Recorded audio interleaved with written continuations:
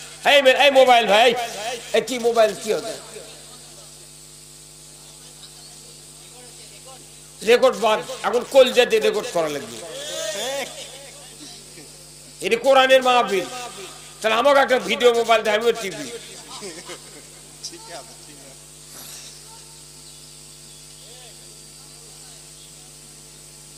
কথা হলে যে মানুষ এখন শুটিং এর চেয়ে, এখন আমলের চেয়ে শুটিং বেশি। কথা কন না, শুটিং যেন তেন বিয়া, যেন তেন বরপাত্রী, আর ওগুলা ভিডিও টিডিও দেখলে মাথা অচল হয়ে যায়। সূরা ফাতিহা জানে না, তাই 10টা মাইক্রোলে বিয়ে করছে। ছেলে 8 পাস, মেয়ে MA পাস। কি হ্যাঁ, এখন তো লেখাপড়া শিখতেছে মানুষ হওয়ার জন্য নয়, খালি ডিমান্ড পাওয়ার জন্য। পালসার নয় R15 পাবি, সাইকেল তো আর কেউ দিবেরই চায় না। সাইকেল দিলে জামাইয়ের মান সম্মান নষ্ট হবে। এই জন্য এখনকার লেখাপড়া হলো শুধু কিছু শ্বশুরের থেকে কিছু পাওয়া। আমি আপনাদেরকে যে কথাগুলি বলছিলাম যে গোলাম 2 প্রকার। কয় প্রকার? 2 প্রকার। 1 নাম্বার গোলাম হলো আল্লাহ, 2 নাম্বার হলো মানুষের গোলাম। এখন আল্লাহর গোলামি কিভাবে করবেন? আল্লাহ তাআলা বলছেন যে যারা আমার আইন মানে তারা আমার গোলাম। সুবহানাল্লাহ। আল্লাহর আইন যারা মানে তারা আল্লাহর গোলাম, মানুষের আইন যারা মানে তারা মানুষের গোলাম। এখন আপনারা আমরা কার গোলামি করতে চাই? তাহলে আল্লাহর গোলামি যদি করতে চাই, তাহলে আমাকে আল্লাহর আইন মানতে হবে। কিন্তু আমরা কি মানতে পারছি? এমনি মুখে খুব আল্লাহর গোলামি করতেছি। হজ দেখে, রাজকার, দাড়ি, টুপি, জুব্বা, মসজিদ, মাদ্রাসা, চেহারা দেখলে মনে হয় জিবরাইল, কিন্তু একবারে খাস ইবলিসের গোলাম। আল্লাহর গোলামি যারা করতে চায়, আল্লাহর আইন মানতে হবে। আমরা কি আল্লাহর আইন মানতে রাজি আছি? কারা কারা দুহাত তুলে দেখান। লিল্লাহে তাকবীর, নারায়ে তাকবীর, নারায়ে তাকবীর। আল কোরআনের আলো, আল কোরআনের আলো। ঘরত আছে না, আবার ঘরত গেলে লাভ হবে না। আমাকে বিশেষ করে বাংলাদেশের ইমানদারের একটা সমস্যা হলো যে আমরা কোরআনকে ঘরের ভেতর রাখতে চাই। এই কোরআন তো অনেক দিন হলো ঘরে আছে। মাদ্রাসা ওটা একটা ঘর, নবীর ঘর ধরে। মসজিদ কার ঘর? আল্লাহর ঘর। পীরের খানকা ওটা খানকা ঘর। আমার আপনার বাড়ি এটা আমার ঘর। প্রত্যেকটা জায়গায় খালি ঘরতি কোরআন আছে। আমি আপনাদেরকে হিসাব দিই, এই বাংলাদেশে সর্বোচ্চ কওমি মাদ্রাসা হলো চট্টগ্রাম হাটহাজারী। ওই মাদ্রাসার কমপক্ষে 72,000 পিস কোরআন আছে। এই যে কোরআন, 72,000 পিস কোরআন আছে ওখানে।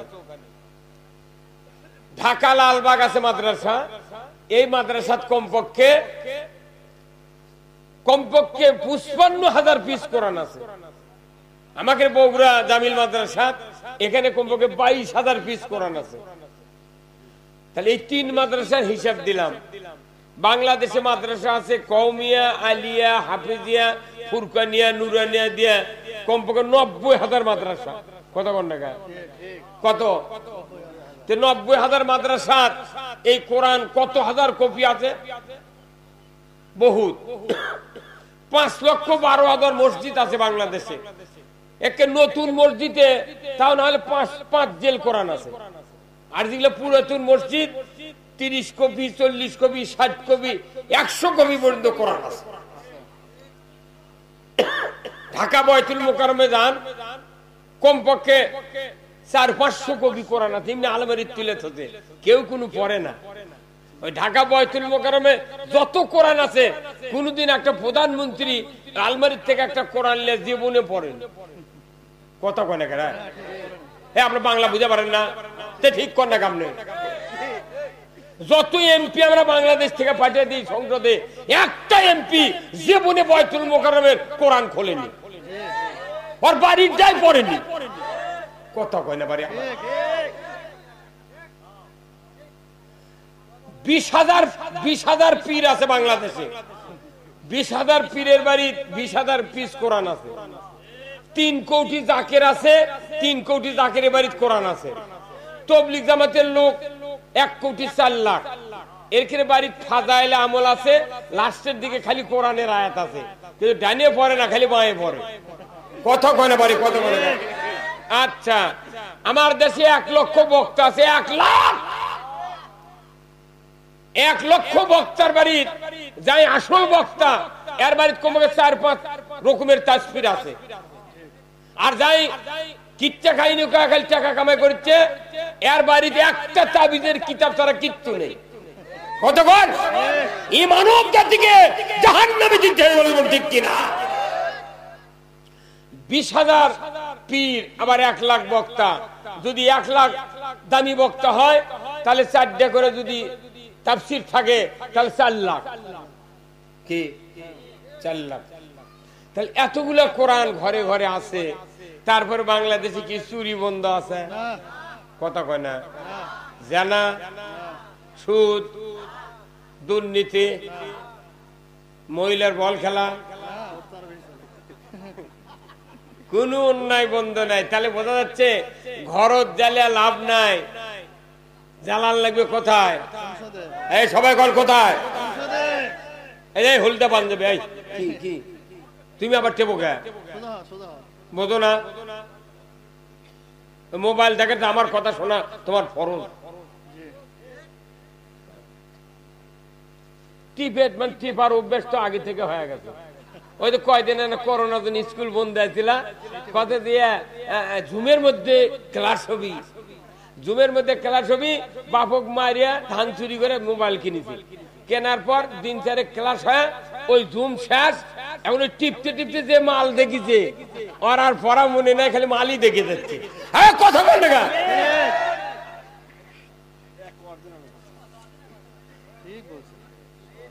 অরিজিনাল ছাড়া ডুপ্লিকেট চলবি?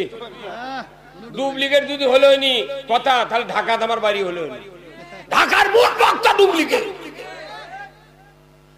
অত বড় দামি দামি বক্তা যদি ঢাকার থাকে, ঢাকার এইরকম অচল হবি গায়ে।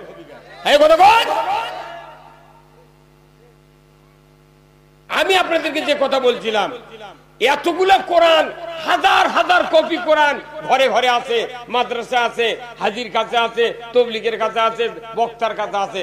তারপরে দেশে অন্যায় বন্ধ হয় নাই। একটা কোরআন যদি বগুড়া ঠনঠনে বাস স্ট্যান্ড নেই, ওরিয়া শ্যামলে গাড়ি আছে, কিংবা একতা, কিংবা আলহামরা, কিংবা নাবিল নাই, হানিফ, চলে না? যদি বলা হয় কন্ডাক্টর সাহেব, আপনার গাড়ির তো 50 জন যাত্রী যায় ঢাকা, 50 জনে আপনি 30,000 টাকা ভাড়া নেন, তা আপনার 30,000 টাকার ওই প্যাসেঞ্জার তোলা যাবে না, আপনার একটা গাড়ি আমি রিজার্ভ নেব। কি করবেন? না দিয়ে একটা কোরআন নিয়ে যা, ঢাকার সংসদে আপনার দেওয়া লাগবে 10 লাখ টাকা ভাড়া দেবো। খালি ড্রাইভার, কন্ট্রাক্টর আর হেল্পার যাবেন, আর কাকু চড়ার দরকার নেই, প্যাসেঞ্জার তুলতে দেব না। ওই কন্ট্রাক্টর কবি, ভাই আমার ওই 10 লাখ দরকার নেই, আমার দরকার হলো 30,000। কথা কন? তাহলে এই কোরআন, এই ভেতরে যে মালগুলো আছে, এটা দিয়ে পৃথিবী চালানোর জন্য আল্লাহ কোরআন পাঠাতে। সেই মাল না চালু করে আমরা খালি কোরআন পড়ে, নামাজ কালাম পড়ে মনে হচ্ছে কি রে পীর সাহেব সাজিছি। এমনও বক্তা আছে বাংলাদেশে, এমনও ইমাম আছে, তারা জীবনে আল্লাহর একটা আইন আছে, মুখ দিয়ে জীবনে উচ্চারণ করেনি।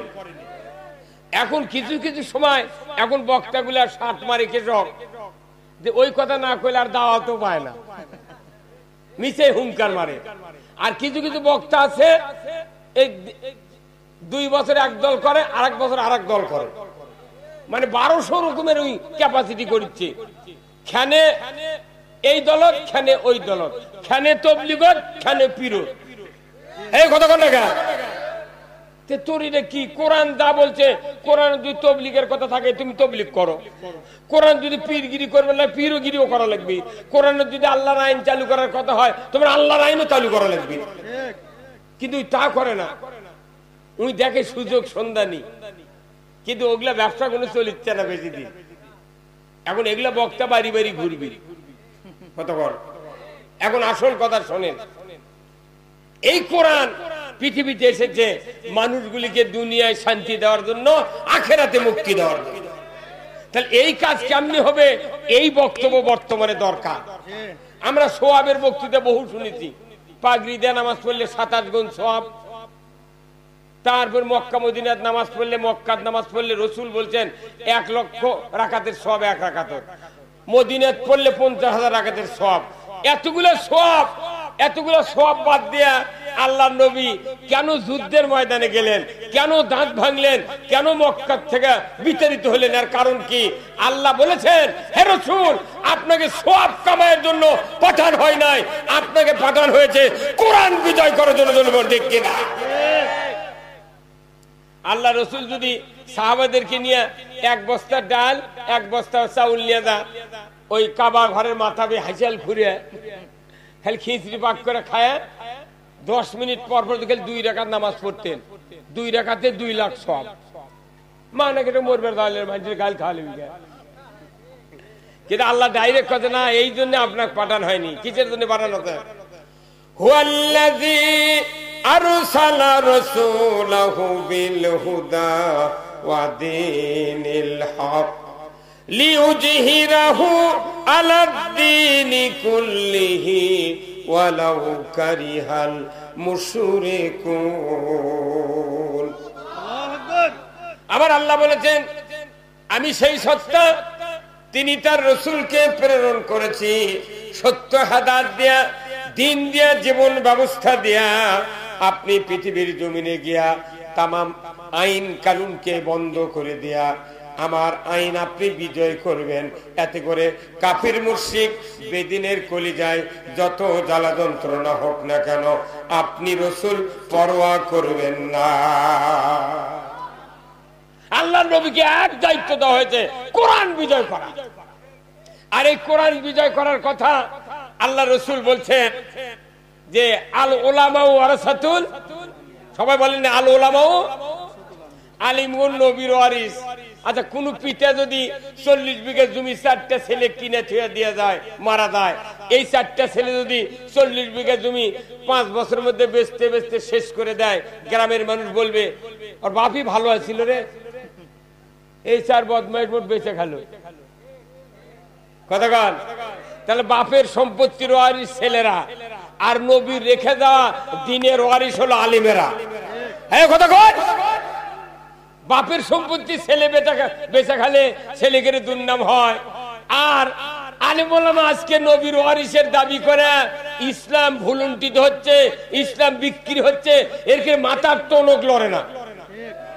আমার এই বাংলাদেশে একটা খুব জাত বক্তা আছে, তাই খালি প্রশ্ন উত্তর দেয়, খালি প্রশ্নের উত্তর, একামতের দিনের কোনো কথা কয় না। এই যে আপনার নাম হলো আহমদুল্লাহ, দুনিয়ার প্রশ্ন তোকে গেলে কে শুনবে তোর থেকে? কতক্ষণ? তোর এত প্রশ্ন পাস করি তুই? আল্লাহর আইন যদি পৃথিবীতে চালু না থাকে, তোমার একটা মশলা পৃথিবীতে কায়েম হবে না। খালি হাবি দাবি প্রশ্ন, দুনিয়ার কি করছে না করে, মনে তুমি একলাই বোধহয় বাংলাদেশ দখল করছো, এত প্রশ্ন লাগবে কে? আল্লাহর কোরআনের কথা তুই করছো না, খালি প্রশ্ন করে করে মানুষ বুঝাচ্ছি বাবা আমি বিরাট কিছু, বেচারা সাথে আমার দেখা হচ্ছে না। আপনাদের উদাহরণ দিচ্ছি, এই কোরআন বিজয় হলো 1 নম্বর কাজ।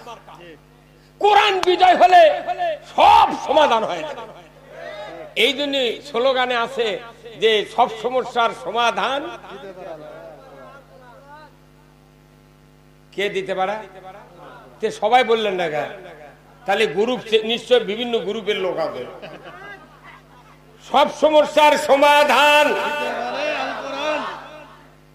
এটা যতক্ষণ প্রত্যেকটা মানুষ মেনে না নেবে, জিবরাইল যদি সরকার হয় বাংলাদেশে শান্তি হবে না।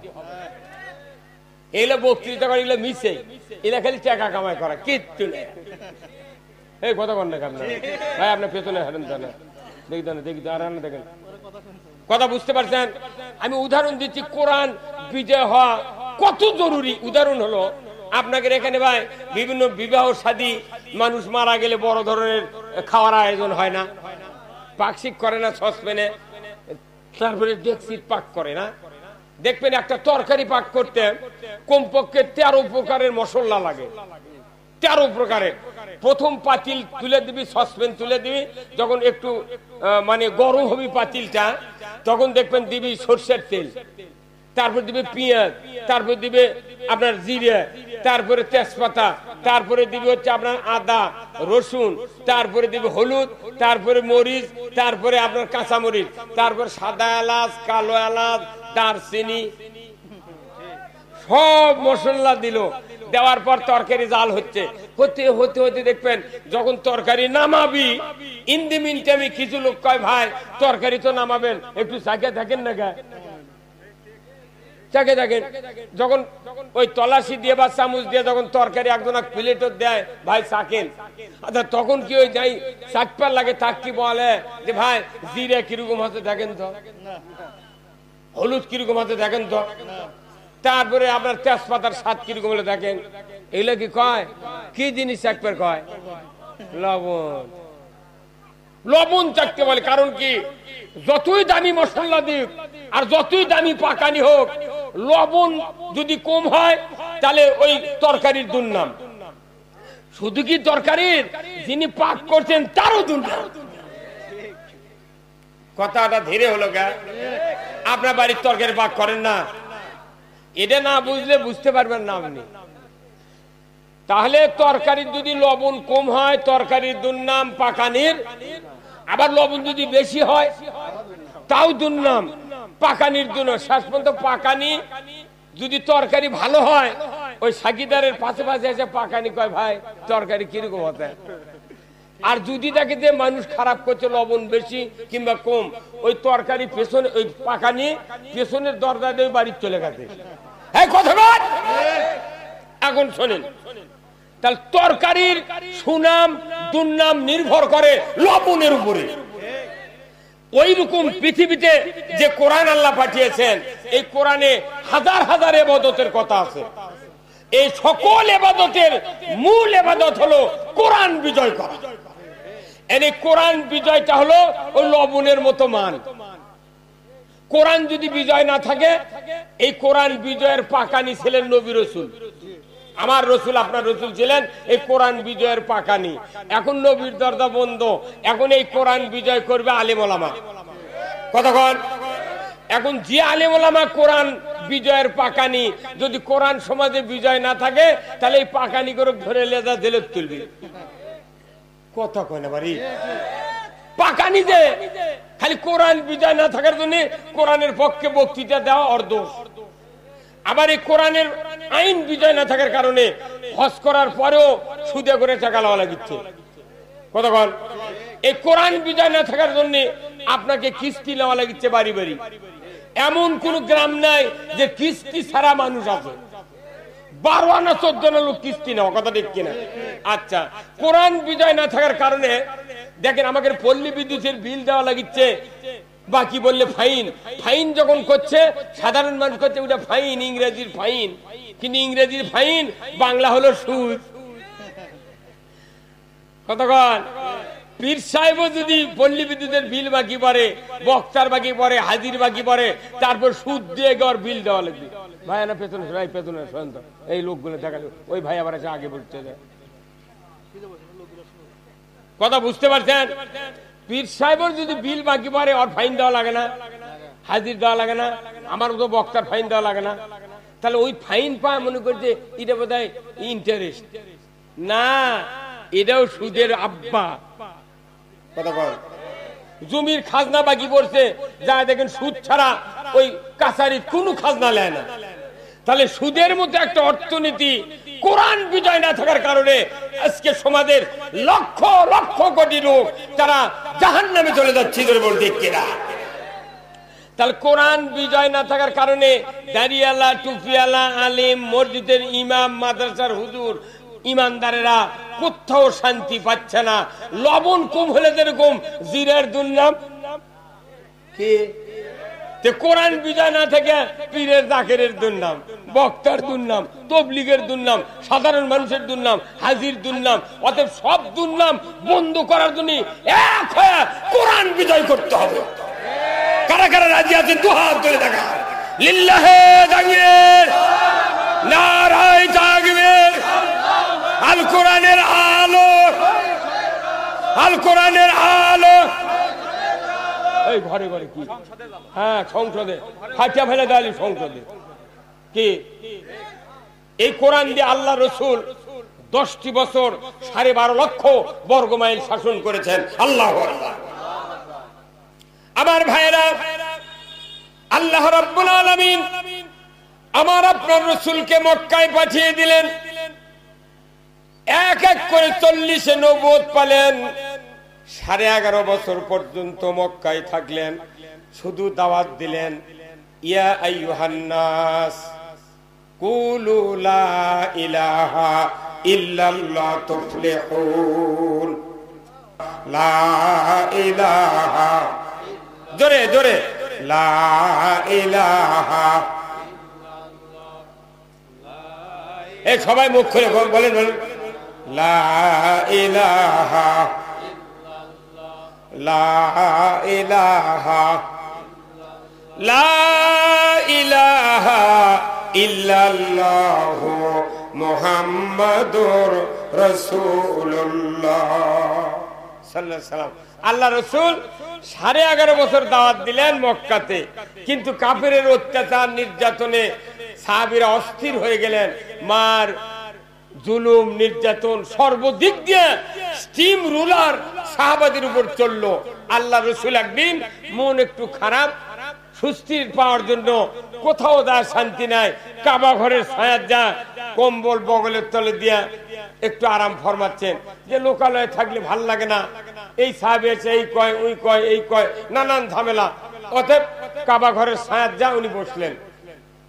কিছুক্ষণ পর আল্লাহর নবীর একজন সাহাবী হযরত খাব্বাব রাদিয়াল্লাহু তাআলা আনহু রাসূলের সামনে হাজির হয়ে বললেন, আসসালামু আলাইকা ইয়া রাসূলুল্লাহ, ইয়া হাবিবাল্লাহ, মাতা নাসরুল্লাহ। আল্লাহর সাহায্য কবে আসবে? ইয়া রাসূলুল্লাহ, আল্লাহর সাহায্যের জন্য আপনি কি দোয়া করবেন না? আপনি কি আল্লাহকে বলবেন না, আমরা মার খেয়ে জুলুম নির্যাতনে আমরা শেষ হয়ে গেলাম, আপনি কি আল্লাহর দরবারে দোয়া করবেন না হুজুর? বারবার হযরতে খাব্বাব রাদিয়াল্লাহু তাআলা আনহু যখন এইরকম যখন বার্গেনিং শুরু করলেন, আল্লাহর নবী কাত হয়েছিলেন, সোজা হয়ে বসলেন। উনি বললেন, ও খাব্বাব, তুমি এত তাড়াহুড়া করছো কেন? আমাদের পূর্বে যারা তাওহীদের দাওয়াত দিতে এসেছিলেন তাদের কাউকে অগ্নিকুণ্ডতে নিক্ষেপ করা হয়েছে, কাউকে শুলে চড়িয়ে হত্যা করা হয়েছে, কাউকে করাত দিয়া দ্বিখণ্ডিত করা হয়েছে, কাউকে লোহার চিরুনি দিয়া গোস্তগুলি হাড্ডি থেকে আলাদা করা হয়েছে। ওরে খাব্বাব, এত অত্যাচার নির্যাতনের পরেও একজন দিনের দায়ীকে এক চুল পরিমাণ দিনের রাস্তা থেকে দূর করতে পারে নাই, সরে দিতে পারে নাই।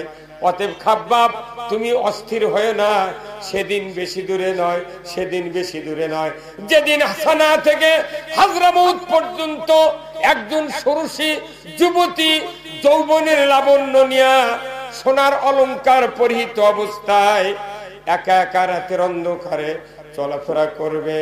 বণিকেরা, সওদাগরেরা, ব্যবসায়ী চলাফেরা করবে, কোনো চিন্তাই হবে না, কোনো ডাকাতি হবে না, কেউ ধর্ষিত হবে না, কেউ জুলুমের শিকার হবে না।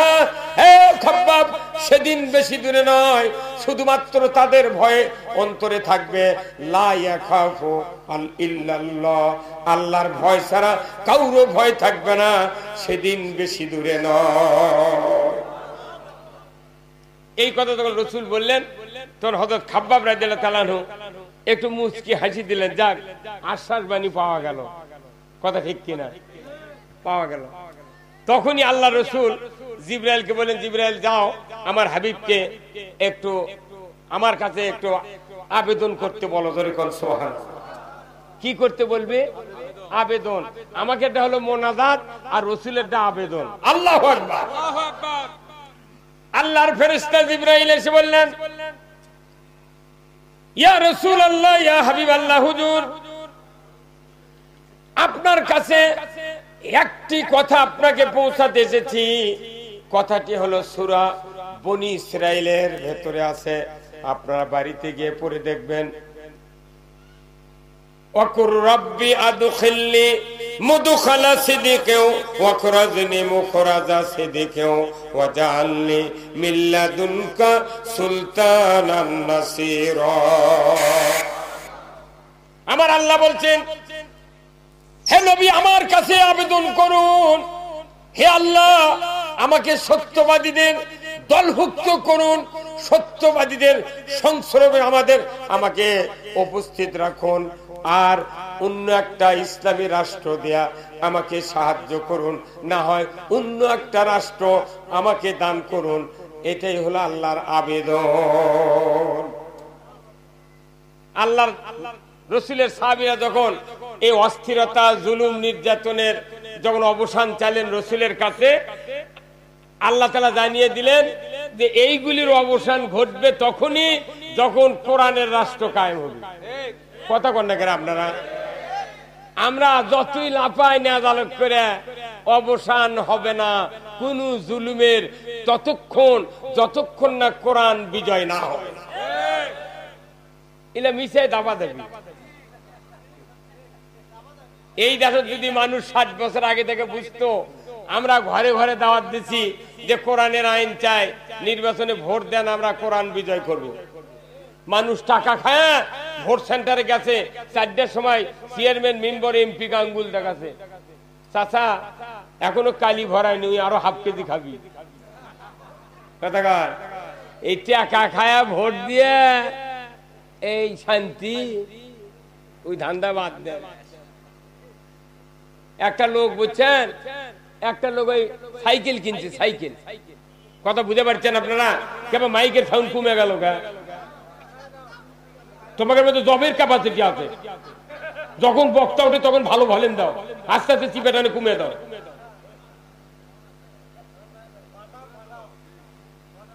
একটা লোক সাইকেল কিনছে, ওই যে সাইকেল আছে কয়টা দেখেন, ওই সাইকেল কিনে 12 বছর চালায়। কয় বছর? কিন্তু পেছনের চাকা 12 বছরের মধ্যে 11টা পটি হবে। 12 বছর কয় পটি? 11 পটি। পরে আবার আরেকটা লিক হচ্ছে, তখন ওই সাইকেল আলা মেকারের কাছে গেছে, যা টিউব খুলে পাম্প করছে। পাম্প করেছে, যখন এর পাম্প বেশি হচ্ছে, ওই 11 পটি মিস করছে, আর একটা তো নতুন লিক হচ্ছে, তাহলে ওই 11 আর একটা কত হলো? 12টা।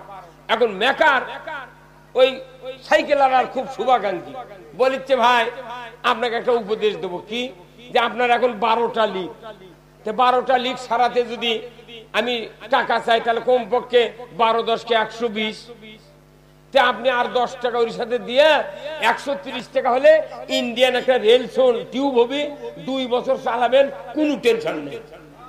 তখন এই সাইকেল আলা বলিচ্ছে, খবরদার, এই সাইকেলের সাথে আমার মন মেজাজ মিশে গেছে, ওই সাইকেলের পটি দিতে দিতে যদি পটি টিউব হয় তাও আমি বদলাবো না।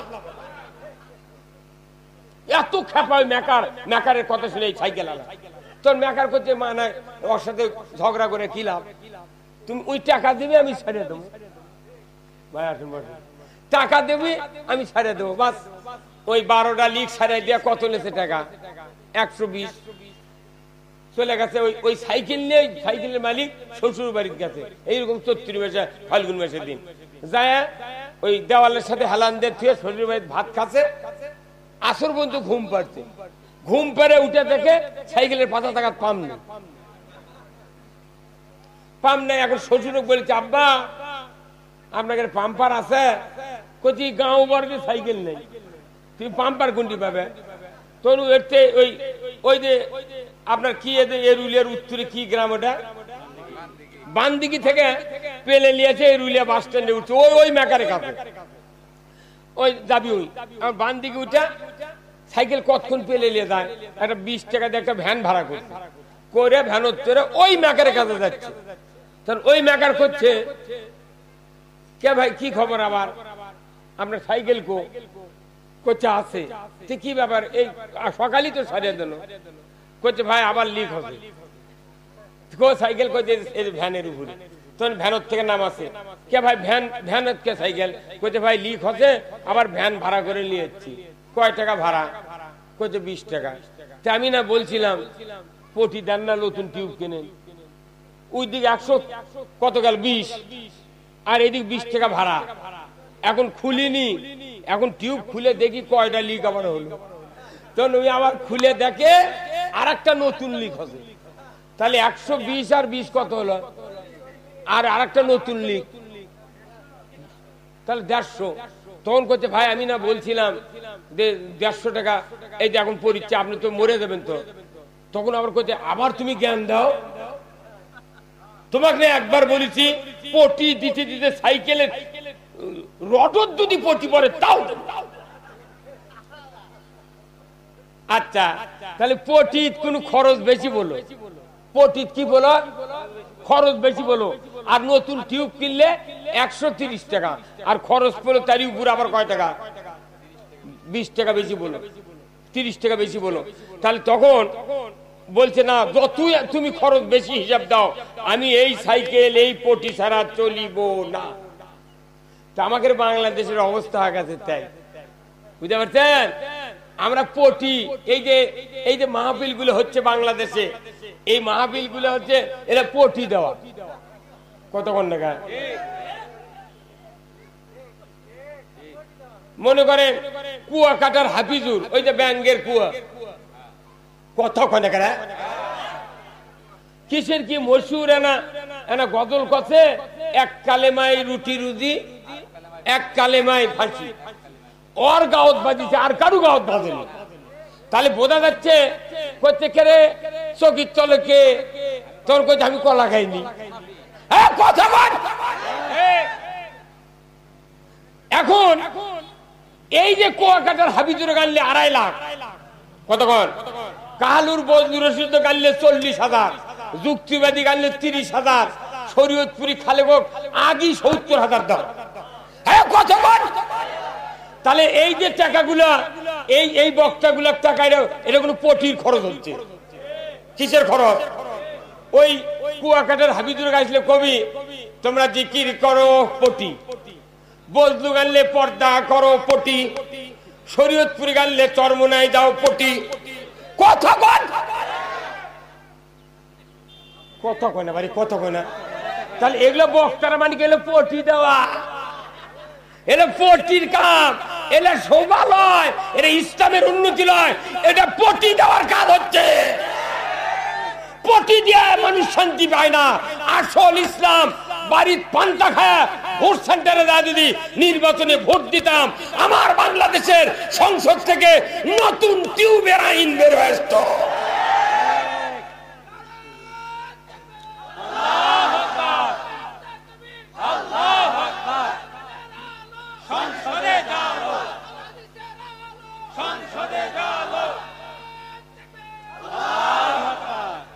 একই কোরআন সব বক্তা পড়ে, কিন্তু কোয়ার সময় আলাদা করে কয়।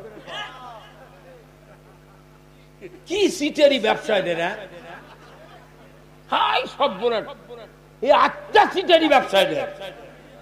আর এই ব্যবসা বাংলাদেশ থেকে উঠে যাক আমি চাই। যে ওষুধ খায় কোনো উপকার নাই, এই মাজরা পোকা ইরিত লাগবে, যে ওষুধ দিয়ে মাজরা পোকা সারে না, মানুষ কিনে নিবি আর আমাকে বাংলাদেশে বক্তৃতা করা মানে এটা পটি দেওয়া। এই পটি দেওয়ার জন্য আল্লাহ রসুল পৃথিবীতে আসেন নাই, কথা ঠিক কিনা?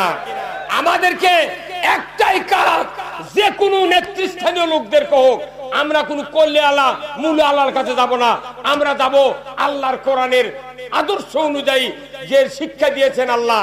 আল্লাহ বলছেন ইজহাব ইলা ফিরাউনা ইন্নাহু ও মুসা তুমি তাড়াতাড়ি করে চলে যাও, মিশরের প্রধানমন্ত্রী ফেরাউনের ওই দপ্তরে যাও, তুমি কালেমার দাওয়াত দাও, লা ইলাহা ইল্লাল্লাহু মুসা কালিমুল্লাহ। আল্লাহ ডাইরেক্ট মুসা আলাইহিস সালাম বলছেন যে তুমি ওই প্রধানমন্ত্রীর কাছে দাওয়াত দাও।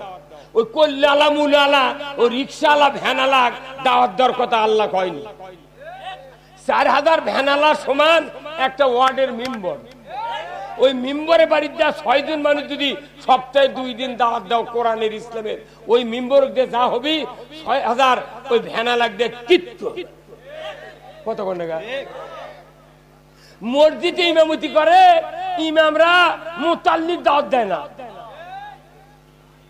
তুমি মুতাল্লিক যদি ঠিক করে না পারো, তুমি জুম্মার থেকে রিজাইন দিয়ে তুমি চলে যাও। তোমার কে কত ইমামতি করা লাগবে? তুমি তো বাঁচবে না।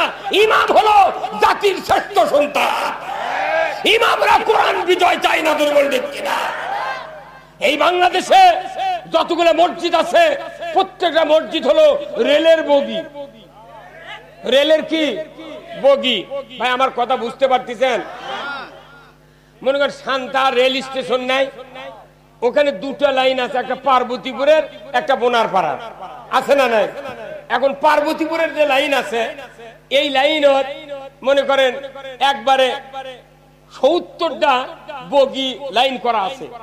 70টা বগির 7000 প্যাসেঞ্জার চড়ছে। চড়ে টুপি মাত দেয়া দাঁড়িয়ে তসবি ঠেলিচ্ছে, আমরা কোথায় যাব? নাতে পার্বতীপুর।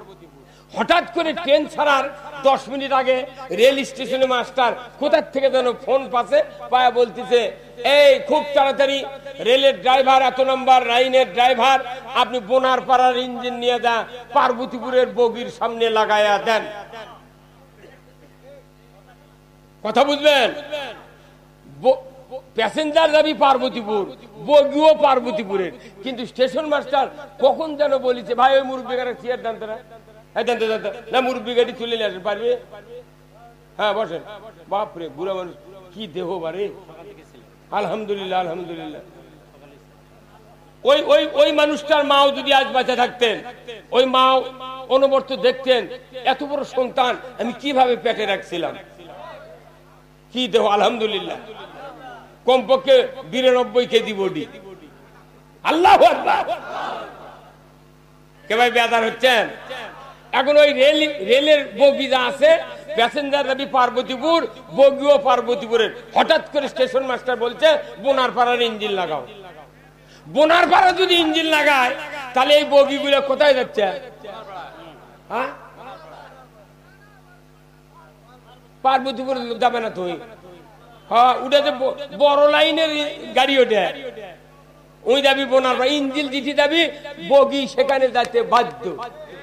বাংলাদেশের মসজিদ গুলো হচ্ছে ওই রেল লাইনের বগি, বুঝতে পারেন? ওই প্যাসেঞ্জার মোট যায় জুম্মার মুক্তি পাওয়ার জন্য, কিন্তু ইঞ্জিল হলো ইমাম, ইঞ্জিল বোনারপাড়া, আর মোট মুসল্লি পার্বতীপুরের। কতক্ষণ আল্লাহ রসুলের ইমামতিতে যখন নামাজ পড়ছেন মসজিদে নববীতে 10 বছর, তাই একজন মুক্তাদি ছিল, তাই আব্দুল্লাহ বিন উবাই, তাই হলো পার্বতীপুরের প্যাসেঞ্জার, ওই জাহান্নামের প্যাসেঞ্জার। কিন্তু রসুলের পাশে নামাজ পড়ার পরেও আল্লাহর নবীর দোয়া আল্লাহ কবুল করেনি। আল্লাহ নিজে বলছেন সূরা তওবার 80 নম্বর আয়াতে, 70 মাররাতান, এ রসুল আপনি যদি এই আব্দুল্লাহ বিন উবাইয়ের জন্য 3 বার কেন 10 বার কেন 70 বারও যদি দোয়া করেন ক্ষমার জন্য, আমি আল্লাহ তোমার দোয়া কবুল করব না। কারণ কি? ই তো জাহান্নামের যাত্রী। কথা বলেন? আজকে বাংলাদেশে 5,12,000 মসজিদের ইমাম আছে। ইমামগুলা যদি মানুষগুলিকে যদি জান্নাতের প্যাসেঞ্জার বানাতে পারতাম, আমার দেশে প্রত্যেকটা মুসল্লি আজকে কোরআন বিজয়ের জন্য পাগল হয়ে যেত, ধরে বলতে কিনা। কিন্তু ইমামই কোরআন বিজয় চায় না, তাহলে ওই আরেক লাইনের ইঞ্জিন লাগে শুধু জান্নাতের গাড়ি। কথা বোঝে না রে? মসজিদ হলো জান্নাতের বগি, ইঞ্জিল হলো আরেক লাইনের। কথা কন? হাই রে, তুই ইমাম দেখলো দেশ রে। আমি 44 বছর ইমামতি করে এবারে কি ইমামতি বাদ দিছি। একটা মোতাল্লিক আমি এই জন্য বাদ দিছি। এইবার একটা মোতাল্লিক বলছি, ভাই আপনি মসজিদের মোতাল্লিক, মুখত দাড়ি নাই, আপনার দেখিয়ে তাকালি আমার মাথা ঘোরে, আমি খুতবাই ভুলে যাই। করছে হুজুর তাহলে কি? আমি তাহলে আপনার দাঁড়িয়ে রাখা লাগবে আগামী শুক্রবার থেকে, একটা বেলেট দেওয়া যাবে না। করছে হুজুর তাহলে আপনার আগামী শুক্রবারে বলবো। কি বলবেন আপনি? কোথায় আমার শোনা লাগবে। কার থেকে? কয় ছোলের মাওত থেকে। মসজিদের মোতাল্লি, তাই ওর বইয়ের থেকে শুনে কবি দাঁড়িয়ে রাখবো কি রাখবো না, এটি ইমামতি করা যাবে? হ্যাঁ, অথচ আল্লাহ কোরআনে বলছেন ইন্নামা ইয়ামুরু মাসাজিদাল্লাহ মান আমানা বিল্লাহ ওয়াল ইয়াউমিল আখির ওয়া আকামাস সালাতা ওয়া আতাজ যাকাতা ওয়া লাম ইয়াখশা ইল্লাল্লাহ। আমার আল্লাহ বলেছেন, ও পৃথিবীর ঈমানদাররা, তোমরা যদি মসজিদগুলির খাদেমদারি করতে চাও, মোতাল্লিগিরি করতে চাও, ক্যাশিয়ার হতে চাও, ম্যানেজিং কমিটির সদস্য হতে চাও, আমি রব্বুল আলামিন বলে দিচ্ছি 5টি গুণ যাদের থাকবে তারা মসজিদের রক্ষণাবেক্ষণকারী হবে। কয়টা গুণ? 1 নাম্বার, মান আমানা বিল্লাহ, আল্লাহর উপর ঈমান, ওয়াল ইয়াউমিল আখির, আখিরাতের প্রতি বিশ্বাস, ওয়া আকামাস সালাতা, নামাজ কায়েম করবে, ওয়া আতাজ যাকাত, যাকাত চালু করবে, ওয়া লাম ইয়াখশা ইল্লাল্লাহ, আল্লাহ ছাড়া কাউকে ভয় করে না। এই 5টা গুণ যাদের, তারা জুম্মার কমিটির থাকবে। অথচ আমার দেশে হচ্ছে কি 10 বিঘা 5 বিঘা জমি দিয়ে ওই দাতা সদস্য হবে। হয়া দলিলত লিখে দিছে, যতদিন এই দাতা সদস্যের বংশে পুরুষ বেঁচে থাকবে ততদিন মসজিদের মোতাল্লিগিরি করিতে পারিবে, নামাজ পড়ে পড়ুক। কথা কয় রে, কথা কয় মানে, হ্যাঁ, একটা করে গ্রামত কত দাওরা পাস হাফেজ মৌলবি পৌঁছে যাচ্ছে রে, একটা মিটিং ডাকে না, কখন রাত্রে ওই কমিটির লোক বসে কমিটি পাস করা শেষ। হ্যাঁ, এই ঠিক আর কতদিন হবে?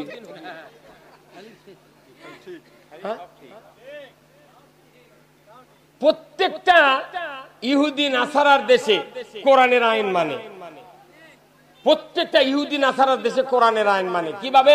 ওখানে চুরি নাই। আপনি লন্ডনে যান, 6 বছর থাকবেন, একটা চুরি পাবেন না। কোন রাস্তায় বিড়ি সিগারেটের প্যাকেট থাকবে না, কোনো কাগজ থাকবে না।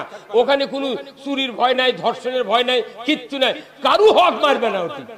ওটাতে ইহুদি নাসারার দেশ, কোনো টেনশন নাই। আর বাংলাদেশে আসলে কোন হুজুরের বউ বিটির নিরাপত্তা নেই, মসজিদের স্যান্ডেলের নিরাপত্তা নেই।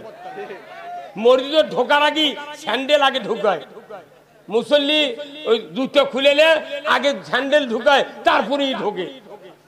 52 বছর স্বাধীন হয়ে হচ্ছে, মসজিদের জুতোর গ্যারান্টি আমরা দিতে পারিনি।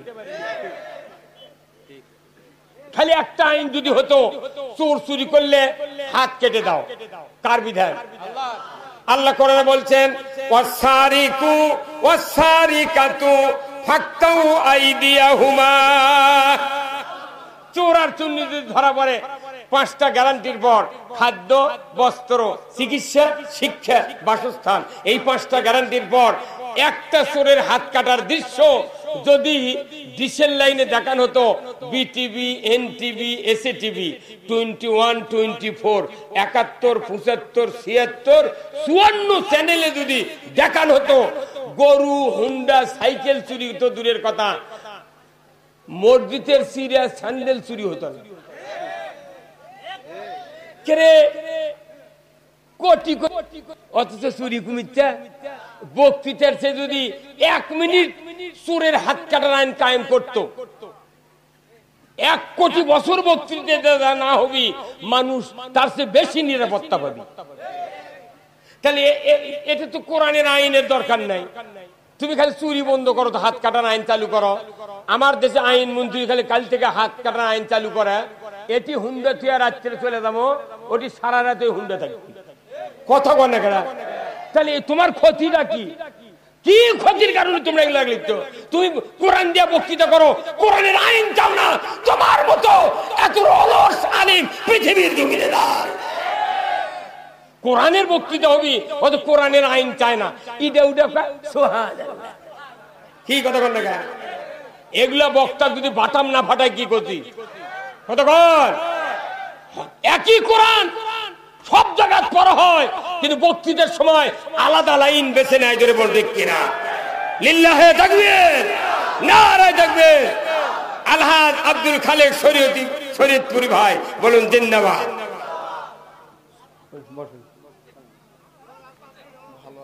আছি বলছে ভালো থুচ্ছে না তো, ঢাকার যেগুলা বক্তা আছে একটা কোরআনের আইনের কথা কয় না। আমি দেখিচ্ছি তো, আমার সারা বাংলাদেশে একটা দিনে 10টা সভা করা দেবে আমার, কিন্তু আমি আমি দেখতেছি এর কি ভাব কি। এনারা হলেন আল উলামা ওয়ারাসাতুল আম্বিয়া, আলিমগুন নবীর ওয়ারিস। রাসূল দুটা জিনিস রেখে গেলেন, কোরআন আর রাসূলের সুন্নাহ। এই কোরআন আর সুন্নাহ আমরা শেষ করে দিলাম। যাই যে গুরুত্ব করেন আমার আপত্তি নাই, কিন্তু একটা কাজ, আমাকে কোরআন বিজয় করতে হবে। এই ব্যাপারে ঐক্যমতে কারা কারা আছেন দুহাত তুলে দেখা। লিল্লাহে তাকবীর। এটা করে তো কোনো কারো দলের বিরুদ্ধে বলা যাচ্ছে? যাই ক্ষমতা থাকে থাক, তাই কোরআন চালু করুক। এই বর্তমান প্রধানমন্ত্রী শেখ হাসিনা যদি খালি কাল থেকে নামাজের আইন পাশ করে, আমি একাই ওনার 300 বছর রাখবো। আমার তো জানো না ক্ষমতা, খালি নামাজ কায়েম করুক। ও আপনারা উঠে করছেন না, কি একটা গদল কোলরে মরসুর, এটা হাফিজুরের বাজে গেছে। ই থাকে কোনটি রে?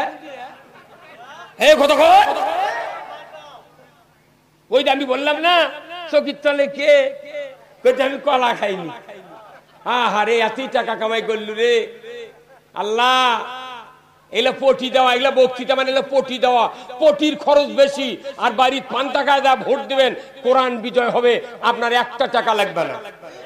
আর এই বক্তাকে নিয়ে সভা করে এলে পটি রে পটি পটি। বয়স কম হলো না, 64 বছর বয়স। এই শরীয়তপুরি খালেক ভাইয়ের সাথে নওগাঁ, রাজাপুর, খট্টেশ্বর বক্তৃতা করছি আজ থেকে কমপক্ষে 20 বছর আগে। এখন এনাদের বাড়ি ঢাকা, এখন তো বক্তারা এটিদার বাড়ি, তাইও ঢাকার ঠিকানা দেয়। বাপরে মরদ হতো তুই।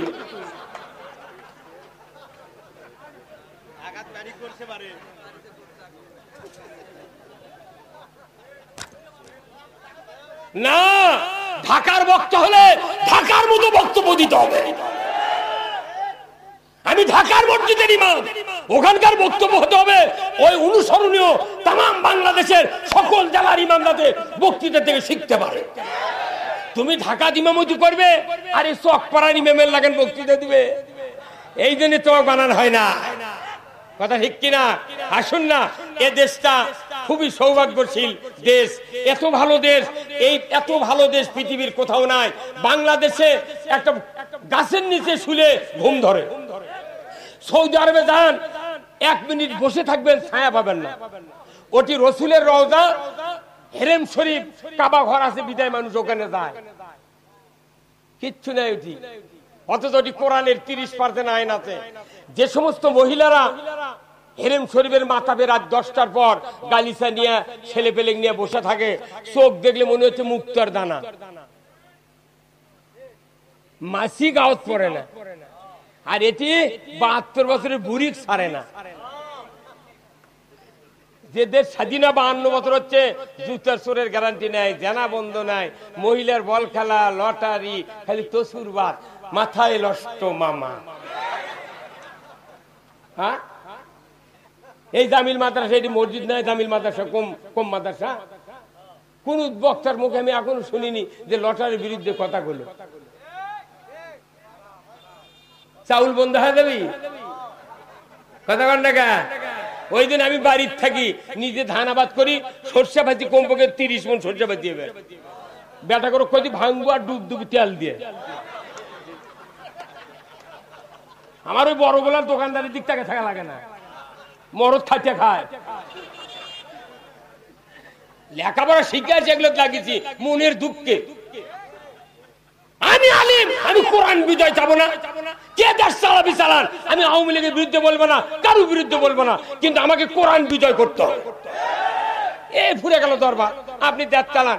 আজকে দেশের কম উন্নয়ন হচ্ছে। এই বগুড়া রেলগেটে যান, 30 বছর আগে যে লোক মারা গেছে, ওকে চোখ বান্ধা মাই করে দিয়ে দা, রেলগেটে নামে দেয়া যদি বলা হয় ভাই তুমি বলো তো এটা কোন দেশ, ওই কবি এটা লন্ডন। একটা ফিলের টাকা দিয়া একটা গ্রামের 40টা বাড়ির ছাদ ঢালাই হবে।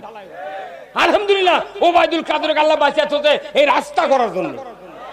বিগত 100 বছর আগে থেকে যত সরকার আছে আর আগামী 100 বছর যত সরকার আসবে, কারু বাপের চিংড়ি নাই বাংলাদেশে তার রাস্তা হতে এই রাস্তা করবি। এত রাস্তার উন্নয়ন করার পরেও জান্নাতের আরশের নিচে জায়গার গ্যারান্টি নাই।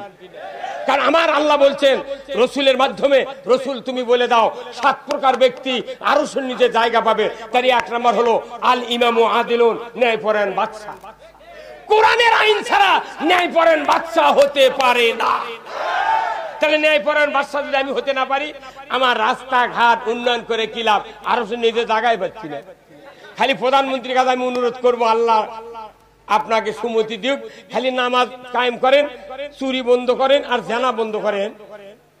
আপনার হায়াত যদি 500 বছর থাকে, 500 বছরই আলিম ওলামা আপনার ক্ষমতা থাকে। অসুবিধা আছে? কোনো টেনশন নেই। আমরা সবাই মিলে ঐক্যবদ্ধ হয়ে আল্লাহর দ্বীন বিজয় করার কাজ করি। আল্লাহ তাআলা আমাদের সকলকে যেন এই কাজ করার তৌফিক দান করেন। সবাই বলেন আল্লাহুম্মা আমিন। আমি আপনাদেরকে আন্তরিক মোবারকবাদ জানাচ্ছি। আমার ভাই এসেছেন, আর এরপরেও মাওলানা আব্দুল সালাম সাহেব আছেন, উনি কথা বলবেন। আপনারা সবাই থাকবেন, আমার জন্য দোয়া করবেন। আপনাদের এখানে একবার এই যে ফাপর ইউনিয়নে আসছিলাম, আমাকে গ্রেফতার করলো রাতের অন্ধকারে। আমি ওই চান্দায় আমাকে হুন্ডা টুন্ডা থুয়ে আমাকে নিয়ে চলে গেল, হুজুর ডাকিতে চলেন। 26 দিন জেলখানায় থাকলাম। আমার 64,000 টাকা রাহ খরচ ফেরত দিলাম। 1,20,000 টাকা হাইকোর্ট থেকে জামিন নিয়ে চলে আসলাম। এগুলা কি কুয়াকাটার ওই জানে না? ওর গাঁতে মাঝে ওই ফ্যান পেনে দুব্বা গাছ দে, ওই সুরের লহর। কিয়ামতের ময়দানে তুমিও যাবি, আমরাও যাবো, দেখবো আল্লাহ কার দিকে রায় দেয়, কথা ঠিক কিনা। আসুন আমরা সবাই মিলে আল্লাহর দরবারে দোয়া করি, আল্লাহ তাআলা যেন আমাদের সকলকে দ্বীনের জন্য কবুল করেন। সবাই আল্লাহুম্মা আমিন। ওয়া আখিরু দাওয়ানা আলহামদুলিল্লাহ। আসসালামু আলাইকুম ওয়া রাহমাতুল্লাহি ওয়া বারাকাতুহু।